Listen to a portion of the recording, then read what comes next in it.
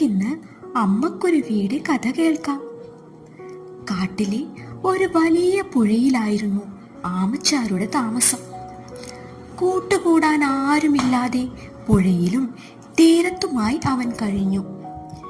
അങ്ങനെയിരിക്കെ ഒരു ദിവസം പുഴയുടെ തീരത്തുള്ള മരത്തിൽ ഒരമ്മക്കുരുവി കൂടുണ്ടാക്കുന്നത് ആമ കണ്ടു.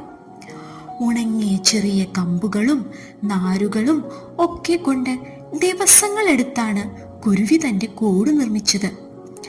ആമ ഇതെല്ലാം കാണുന്നുണ്ടായിരുന്നു. കൂട് പൂർത്തിയായതും അച്ഛൻകുരുവിയും അമ്മക്കുരുവിയും കുരുവിക്കുഞ്ഞുങ്ങളും പുതിയ വീട്ടിൽ താമസം തുടങ്ങി. അമ്മക്കുരുവിയും ആമയും പെട്ടെന്ന് തന്നെ ചങ്ങാത്തത്തിലായി. അവരെന്നും പുഴക്കരയിൽ മണിക്കൂറുകളോളം സംസാരിച്ചിരിക്കും. ഒരു ദിവസം സംസാര വിഷയം അമ്മക്കുരുവിയുടെ വീടിനെ കുറിച്ചായിരുന്നു. നിങ്ങൾ എത്ര ബുദ്ധിമുട്ടിയാണ് കൂടുണ്ടാക്കുന്നത്, എന്നാൽ ഇത്രയൊക്കെ കഷ്ടപ്പെട്ടിട്ടും ആ കൂട് കാണാനോ ഒരു ഭംഗിയുമില്ല. മാത്രമല്ല, മേൽക്കൂരയില്ലാത്തതിനാൽ മഴ പെയ്താൽ നനയുകയും ചെയ്യും. എനിക്ക് നിങ്ങളെപ്പോലെ കൂടുണ്ടാക്കുകയൊന്നും വേണ്ട.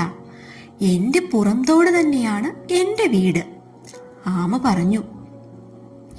ഇത്രയും കേട്ട് കഴിഞ്ഞപ്പോൾ അമ്മക്കുരുവി ആമയോട് പറഞ്ഞു, നീ പറഞ്ഞത് ശരിയാണ്. ഞങ്ങൾ വളരെ ബുദ്ധിമുട്ടിയാണ് കൂടുണ്ടാക്കുന്നത്. അതുമല്ല, എന്റെ കൂട് കാണാൻ ഭംഗിയുമില്ല. മഴ പെയ്താൽ നനയുകയും ചെയ്യും. പക്ഷേ വളരെ കഷ്ടപ്പെട്ടുണ്ടാക്കുന്ന ഈ വീട്ടിൽ ഞാൻ മാത്രമല്ല താമസിക്കുന്നത്. ഞാനും എൻ്റെ കുഞ്ഞുങ്ങളും അവരുടെ അച്ഛനും വളരെ സ്നേഹത്തോടെയും സന്തോഷത്തോടെയും ഒത്തൊരുമയോടെയുമാണ് താമസിക്കുന്നത്. നിന്റെ പുറംതോട് നിനക്ക് വീട് പോലെ അഭയം തരുമായിരിക്കും. പക്ഷേ അതിൽ നിനക്ക് മാത്രമേ താമസിക്കാൻ സാധിക്കൂ. ഒറ്റയ്ക്ക് ഒരു വീട്ടിൽ കഴിയുന്നതിനേക്കാൾ എത്രയോ നല്ലതാണ് ഒരുമിച്ചൊരു വീട്ടിൽ താമസിക്കുന്നത്.